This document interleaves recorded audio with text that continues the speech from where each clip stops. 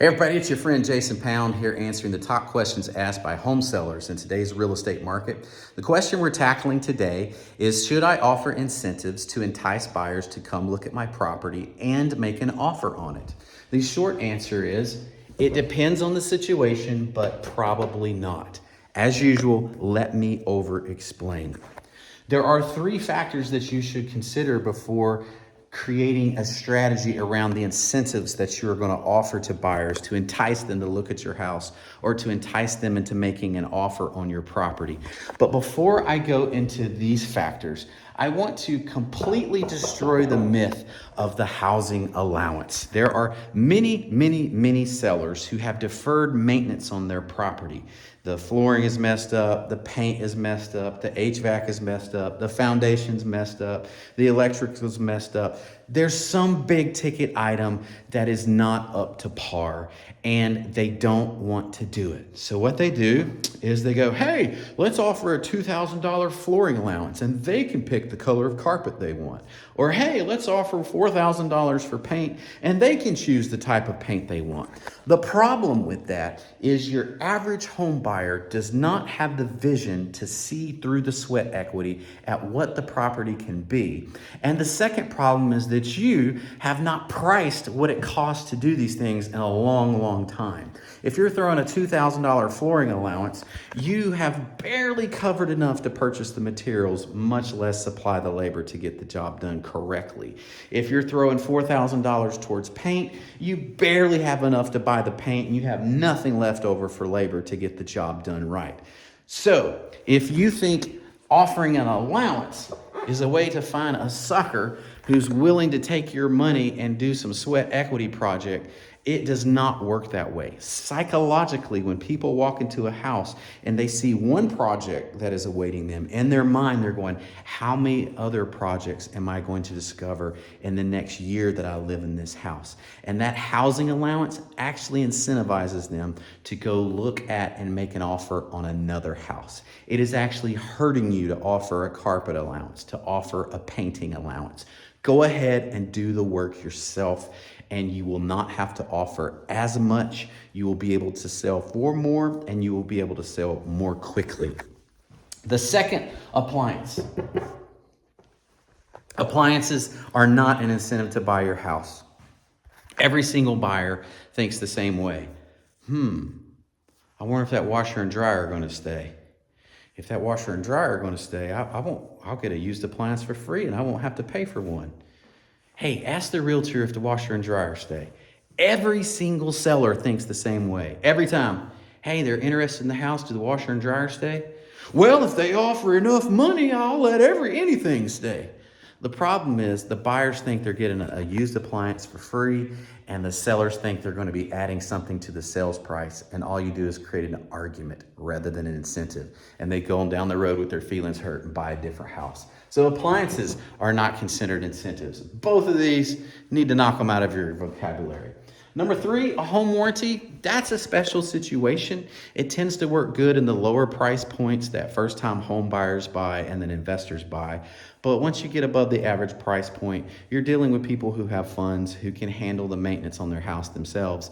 And that $1,200 warranty that offers limited coverage is not too inspiring to them. So warranties do not work that well in the higher price points, but they work great in the lower price points. The fourth and fifth one, closing costs and discounts. I do not consider a discount to be an incentive to buy your property, because if you have put your property on the market with a realtor and is set for week after week after week without showings, or it's had showing after showing after showing and you have no offers, your price and your condition are out of alignment with what the market expects. And a discount is you making a course correction for a mistake that you and your realtor have made and moving the price to the proper market price that the market is willing to pay. The discount is not an incentive. It's the only thing that's going to get your house sold. So I don't consider that an incentive. The number one incentive that you have in your toolbox is closing cost. Many sellers don't realize it until they get around to buying a house, that not only do you need to have a down payment saved up, but you need to have closing costs saved up. When you are thinking about Offering this incentive, you are giving people the choice that they can discount the property themselves and have a smaller loan, or they can strategically use the funds that you're offering them to buy a lower interest rate, which lowers their mortgage payment, or they can use these funds to lower the out-of-pocket hit to their bank account so that they actually have some funds left to buy some new furniture, to do some projects on the side. Closing costs are a powerful, powerful incentive. Now, what determines whether or not you should be offering closing costs or not? These are the things that you need to be considering. Number one, what type of market are we in? Are we in a buyer market, a seller market, a balanced market? During COVID, we were in a seller's market. There were too many buyers and not enough properties for sale, so the sellers had the leverage. We exited that phase and went into a balanced market where we had an equal number of buyers, sellers. Neither side had the leverage.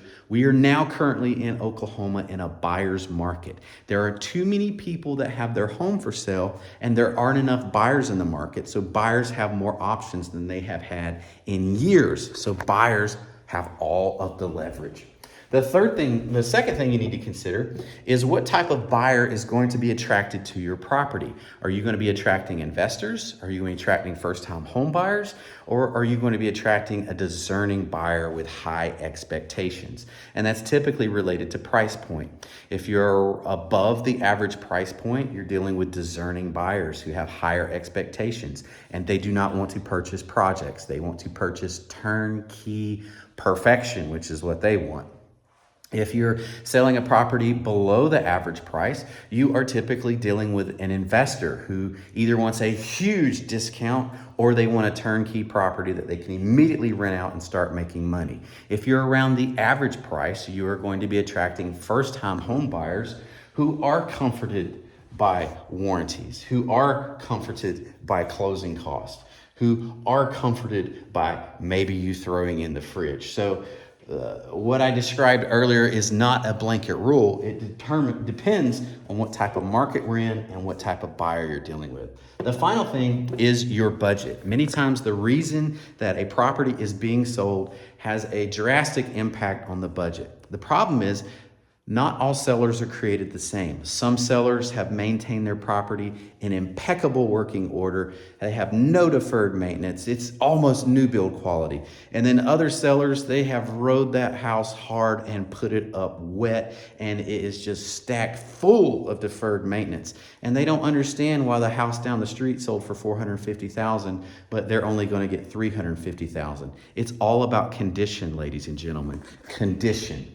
So when it comes to incentives, allowances are not going to get you out of deferred maintenance. The only thing that's going to get you out of deferred maintenance is you discounting the house and readjusting your expectation of what you can sell it for.